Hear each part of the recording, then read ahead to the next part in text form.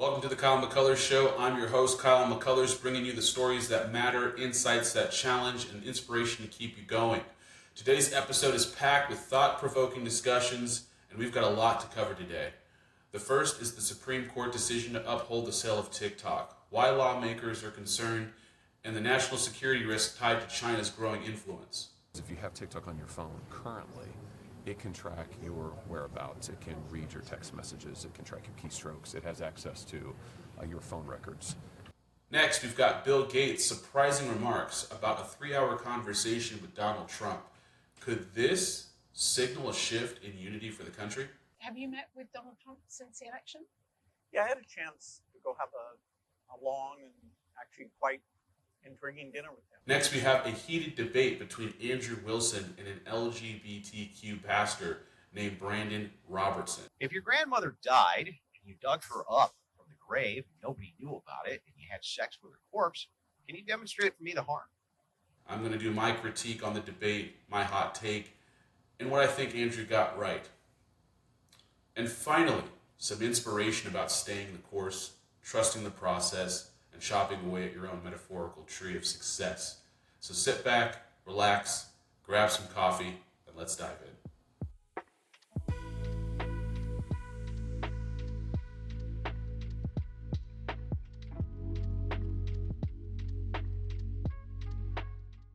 First up, we've got the Supreme Court has upheld the sale of TikTok. This is more than just a legal decision.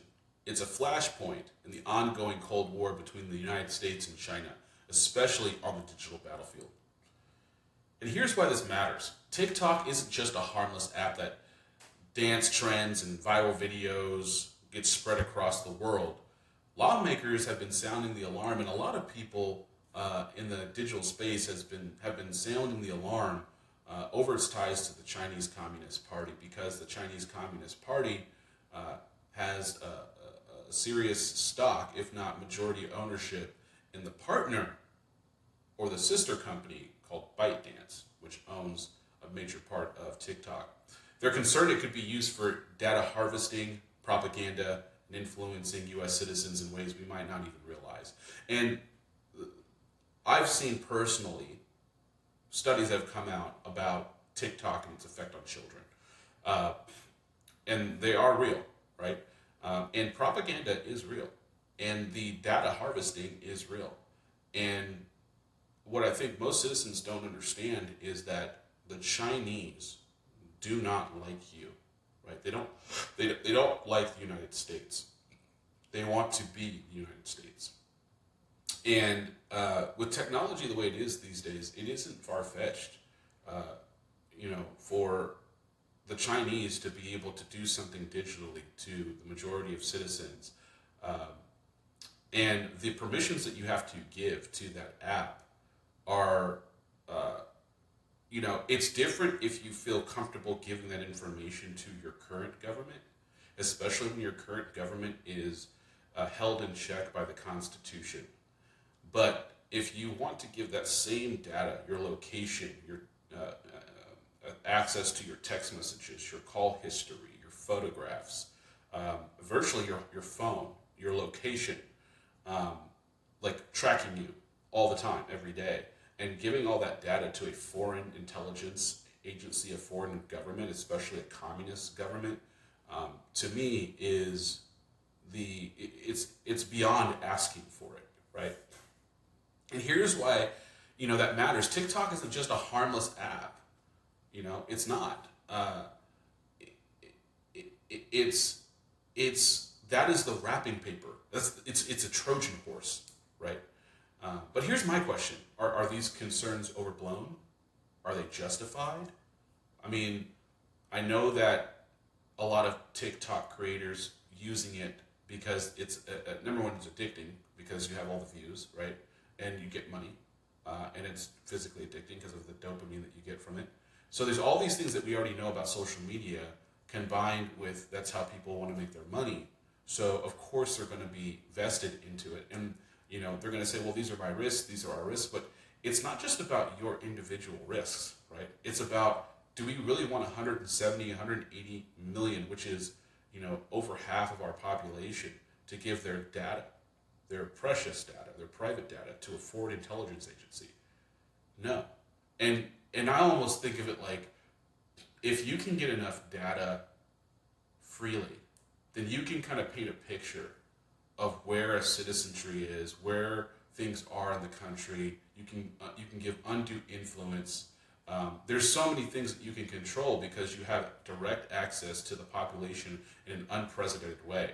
And let's not forget, China would never let an American or any other foreign company have this kind of access to its citizens. So it's taking advantage of our laws, it's taking advantage of our society and culture, and it's taking advantage of our people. As the U.S. strengthens its stance on the digital security front, it raises another issue. Where do we draw the line between safety and freedom, right? We should be able to be free, yes. We should, and we also want to be safe, yes. But where does that lie, right?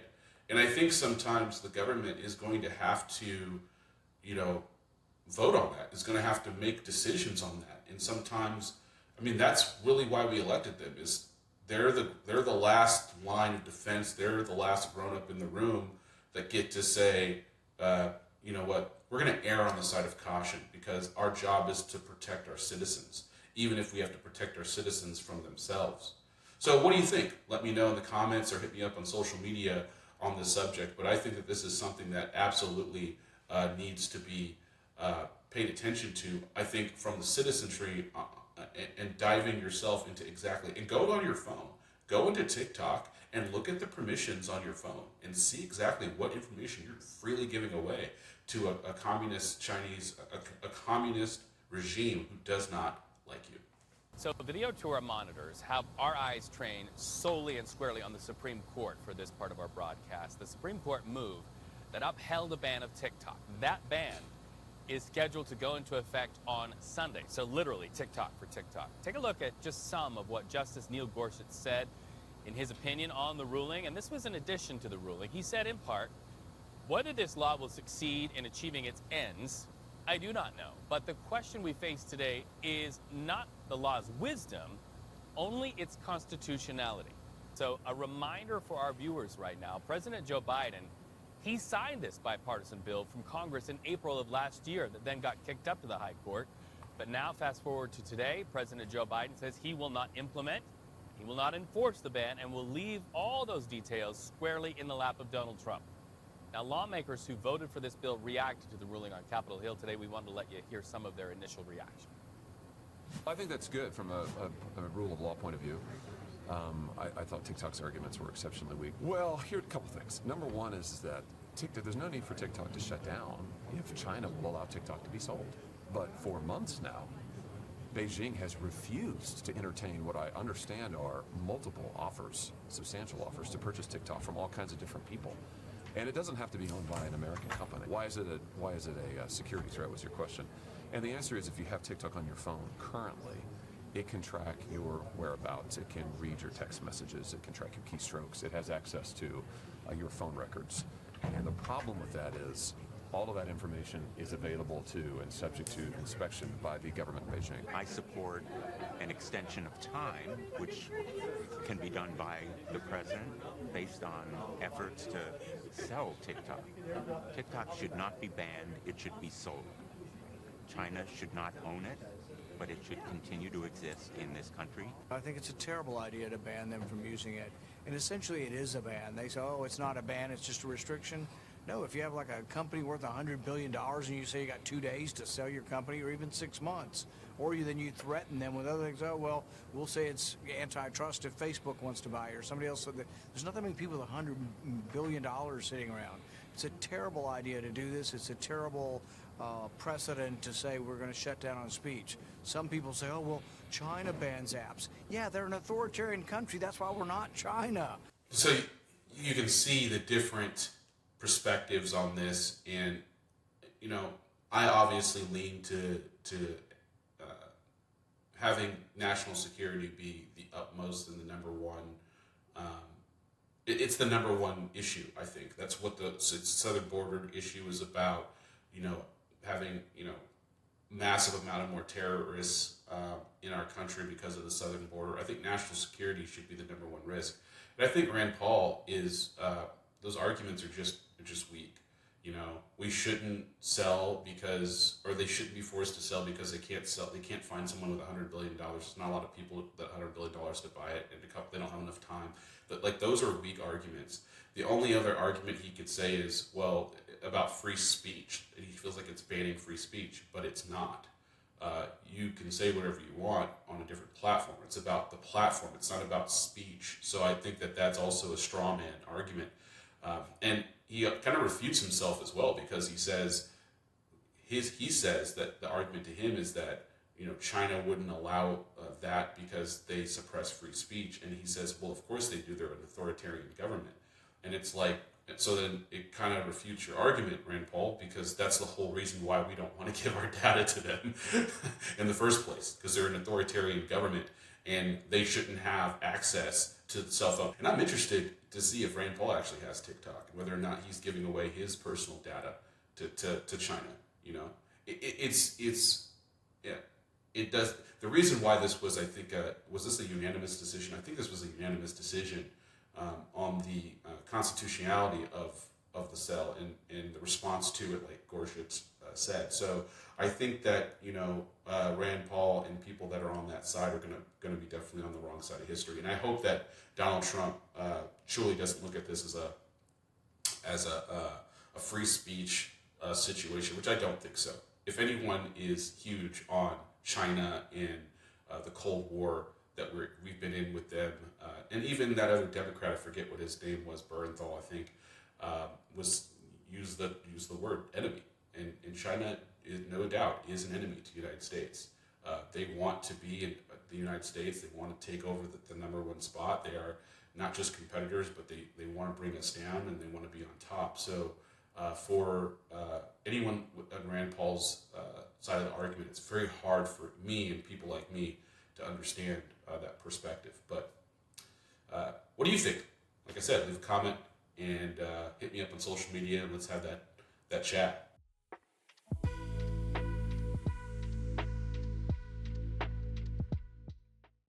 Now let's talk about something that caught my attention in the New York Post. Bill Gates says he spoke with Donald Trump for 3 hours on the phone, and get this, he said, quote, "I was frankly impressed," end quote. What does this mean? Could this signal a rare moment of unity in an otherwise deeply divided country? Or is it simply two influential figures having a productive conversation? Have you met with Donald Trump since the election? Yeah, I had a chance to go have a long and actually quite intriguing dinner with him. What did you discuss? What was intriguing? Well, we touched on a lot of things. It was over 3 hours to my surprise. It was, you know, just he and I, his chief of staff, Susie Wiles, and the person who helps manage things for me, Larry Cohen. So the four of us sat there and we talked about polio, where, you know, we're very close to getting that done. But if you stop, it'll spread back. I felt like he was, you know, energized and, you know, looking forward to helping to drive innovation. You know, I was frankly impressed with how well he showed a lot of interest in the issues I brought up. There you have it. Here's what I find interesting. Gates and Trump are from completely different worlds, completely different ideologies, goals, and communication styles. Does that sound familiar? I mean, if these two can sit down, have a civil dinner with just him and Donald Trump and Donald Trump's chief of staff, Susan Wiles or Wiley, I can't remember how you pronounce her last name, who was the first female chief of staff in recorded history, by the way. It's another thing that Donald Trump did. If these two can find common ground, maybe there's hope for all of us yet. And I know that there's, you know, conspiracy theories about Bill Gates and all that, but I don't know. I think I love seeing stuff and hearing stuff like this where the other side, right, of Donald Trump, Donald Trump has the unique ability to sit with people who hate him and have them walk away liking him. That is a unique thing for an individual human being, and Donald Trump has it in spades. So do you think moments like this could have any way for more collaboration or less division? Share your thoughts on the show.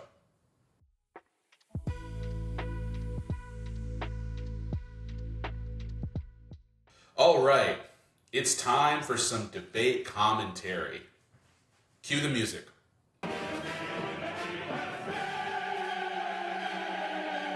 This week, I watched the heated discussion between Andrew Wilson and Brandon Robertson, the LGBTQ pastor. Now, if you haven't seen it, let me set the stage. Wilson came prepared with some sharp points, but Robertson's arguments were, let's say, questionable at best. Here's my take. Brandon Robertson's interpretation of Scripture seems more about bending the text to fit modern ideologies rather than letting the text shape the ideologies. And in fact, he even admits that the Bible is not the highest truth. He rejects the Bible as truth, and you have to, right? You have to reject the Bible in order to believe what Brandon believes, because it's completely contradictory to the Bible. And many people have debated him before. I've watched at least maybe 2 or 3 other debates with Brandon, and I've heard him speak for years now, and I almost didn't watch this one because I knew what he was going to say. It's because it's what everyone has to say living in this lifestyle, trying to justify it, is they want to refuse to believe what the Bible says, and then they ultimately let up the fact that I reject the Bible. But here's some clips.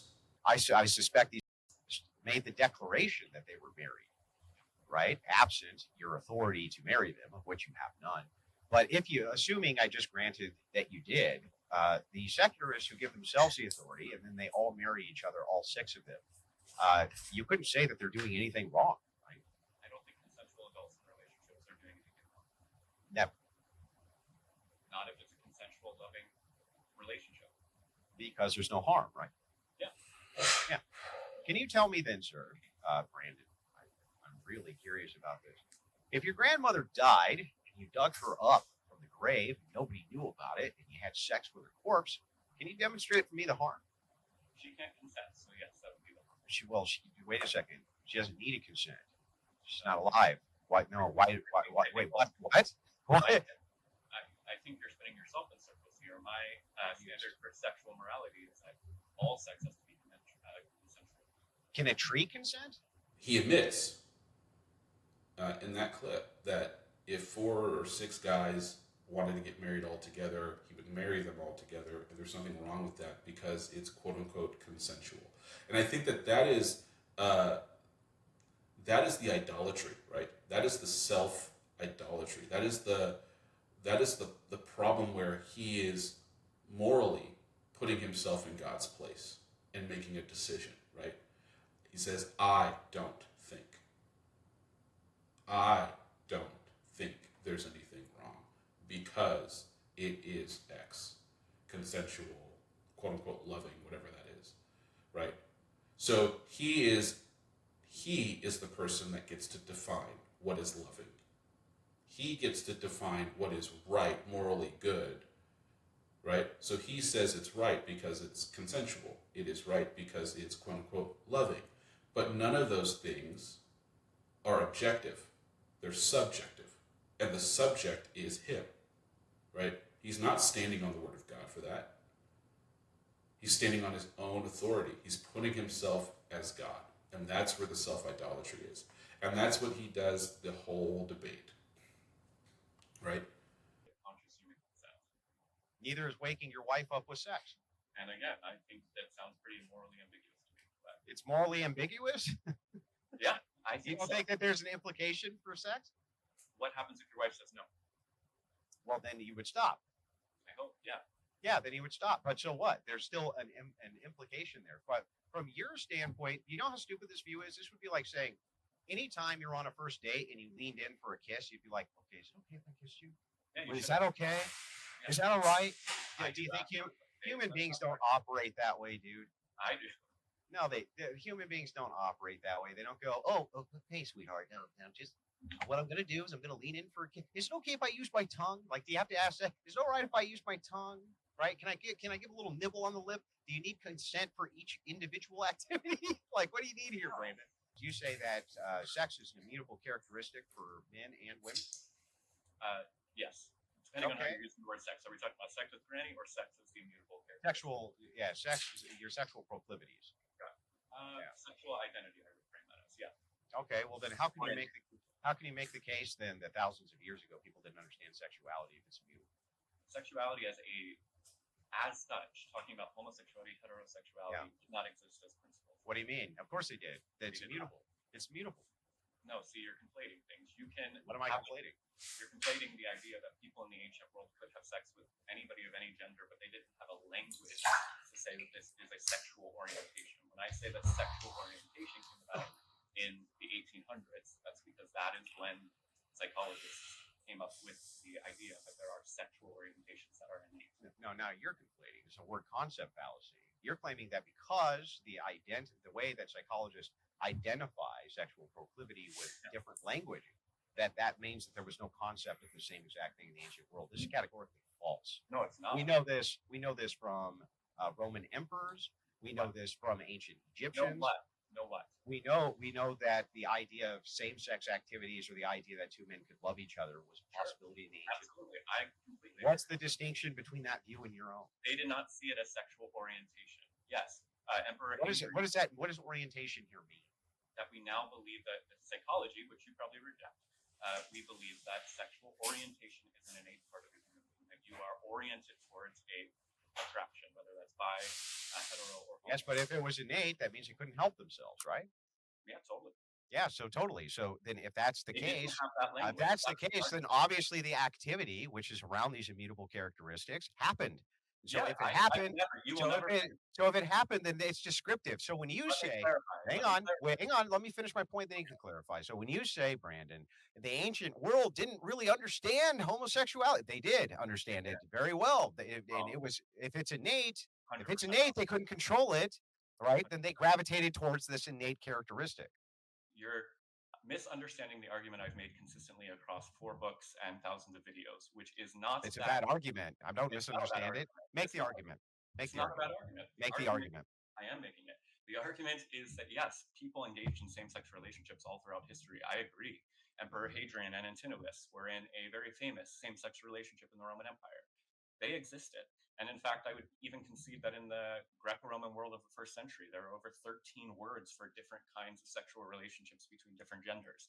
However, they did not understand that as sexual orientation, meaning that in the Roman world, you were permitted to have sex with man, woman, as long as they were a lower social status, you were legally and morally allowed to have sex with whomever you wanted. So people did not conceive of themselves as gay. They conceived of themselves as a person who's having sex with somebody that they're interested in. Yeah, okay. But this is an immutable characteristic, yeah. I believe so, yeah. That attraction. Mhm. Okay, so if that attraction is an immutable characteristic, then they were following their immutable characteristics and their proclivities, correct? Yes. Okay, so if that's the case, then saying that the ancient world didn't really have an understanding of this would be incorrect. No, they did. Andrew is 100% correct. Brandon is, I think he confused himself, but Andrew just made a huge point. You can't say that a human being has a proclivity toward being homosexual. It's Brandon's way of trying to say that people are born gay. And because they can't prove it in a gene or a DNA, because an orientation or direction is nothing more than a choice. It doesn't matter if you're being pulled that way. You still have to give into that, right? The Bible is very clear. Romans 1 says the men gave into their lust for other men, right? Because God turned them over to a debased mind to do what they ought not to do. Why? Because they refused to honor God as God and give him thanks, right? And so you could have a pull towards wanting to murder. You can have a pull towards wanting to steal. You could have a pull of wanting to do a bunch of other nasty sins. that doesn't mean that you were born that way. It means that you were dealing with a spiritual battle in your own heart and flesh that you have to reject and say no to. And that is the testing. That's what life is about. Life is about testing. And so, shout out to Rattlesnake TV. I love that Aussie. He is a phenomenal guy. Check out his channel. He's got a great debates. He's got great commentary. Andrew Wilson has a channel called The Crucible. Check him out. He's got a lot of good stuff. He's also on the Whatever podcast and talks a lot to the women that come on there and tries to argue Christian ethics, not specifically Christianity. And then Brandon Robertson, check him out. Read some of his books to see if you can really understand the argument. I think, ultimately it just comes down to the Bible isn't the authority. I'm the authority, and I want to believe what I want to believe. You can't tell me what, because I want to live in my sin. I love my sin more than I love God, and I'm going to parade myself as someone who believes in God, but overly admits that he doesn't believe in God. So check that out, and let me know what your thoughts are on this.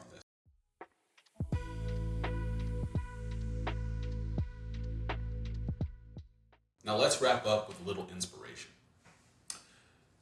Here's the thing. It's easy to feel like what you're doing isn't working. Maybe you're not seeing immediate results, and you're questioning if everything you're doing every day is worth it.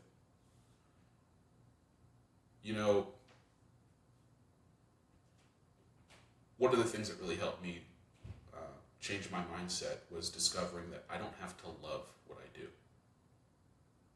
I don't have to like what I'm doing. I used to think that I had to love the work. I had to trick myself into liking something. I had to trick in being motivated about doing it. I wanted the goal, I wanted the outcome, but the work of doing it, it was just so hard in my mind. It was just so hard. And I had a lot of things that I was never brought up, I was never taught by my father. I was never taught by the men in my life, right? I didn't have uncles or cousins.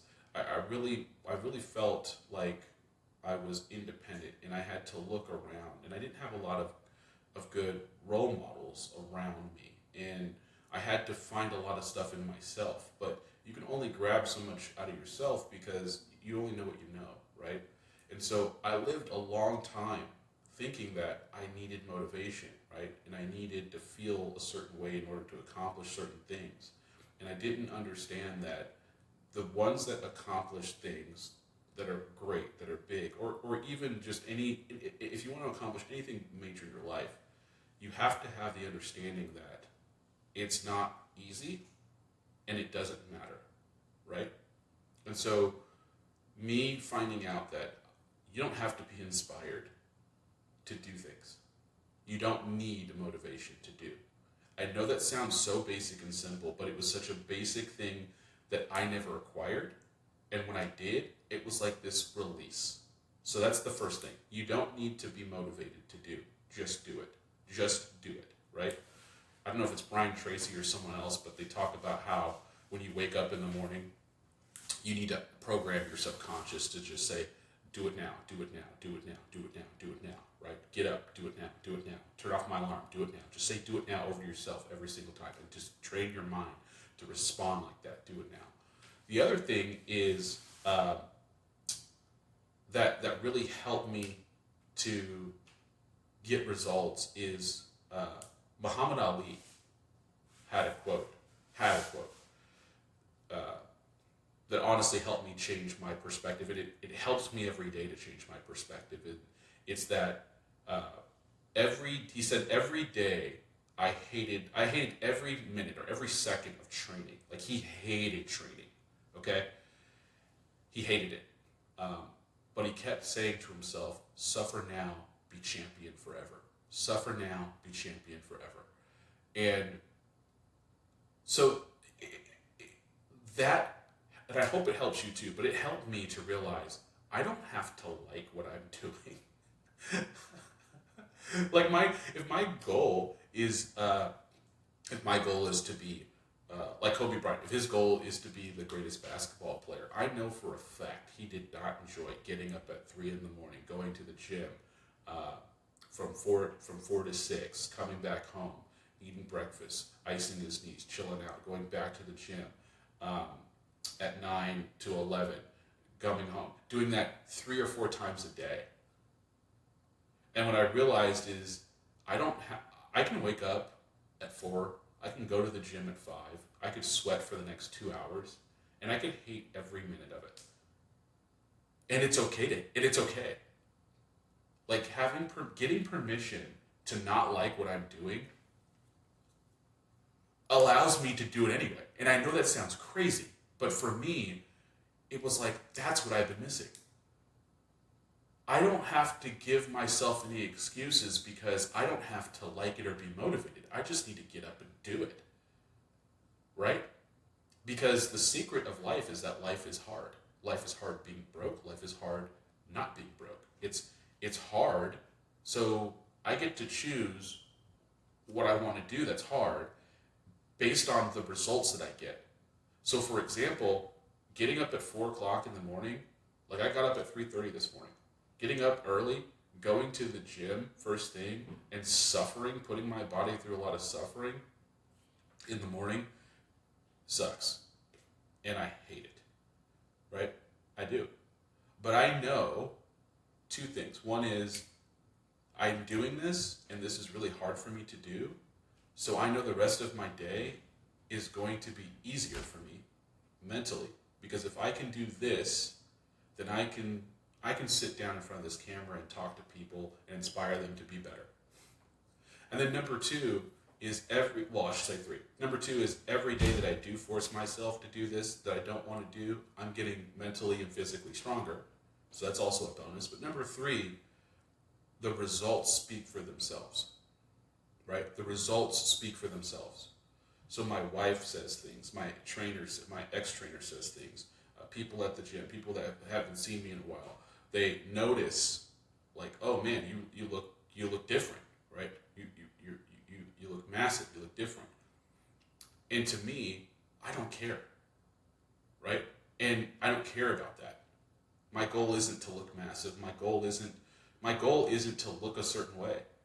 Honestly, I appreciate it and I like it, but I'm not measuring my arms, right? I'm not paying attention to how much I'm lifting to hit a certain goal. My goal is to do the hard thing in the morning so that the rest of my day is easier. I work out every day because my goal is in a completely different direction. I want to be a really prolific writer, right?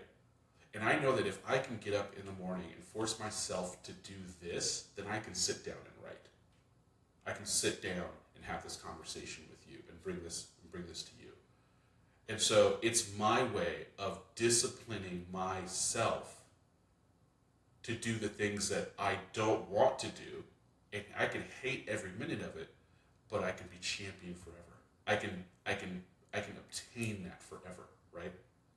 And so every single day you show up and you don't see immediate results and you're questioning if it's all worth it, let me unequivocally tell you it is. Every stroke of the axe on that metaphorical tree, if the tree is success and you're hitting that thing and you don't see any marks yet, you keep swinging at that thing and you chop down that tree. Because even if you can't see the chop marks, the tree is weakening with every swing. With every single day that I wake up and do the typically the 6 things I need to do every day. Go to the gym, write, pray, read my Bible, family devotion, speak, lead, and read. If I can do those 6 things every day, and I can put all my effort into those things, then I know no matter what, I'm going to achieve massive outcomes. Because it's all about compound interest. It's all about compounding work. And so, as you, like with anything, compounding. It takes a while for all that stuff to add up, but as it adds up, it gets to a critical mass where it now the snowball effect is so massive you can't stop it, right? And it's the same thing with your chopping your tree. One day that tree will fall. One day you will start to see marks on that tree. One day you'll start to see, oh, I'm halfway through it. And now you're to a point where it's automatic. But it only happens if you keep chopping. It only happens if you keep going day in and day out. So don't give up. Trust the process of progress. Switch your mind away from goals as outcomes and make your goal the progress, the daily progress. If you make your goals your daily progress and don't forget about your outcome. Like I have my outcomes on my board and I read them every day because I want to program my mind to know them and to know what we're going for.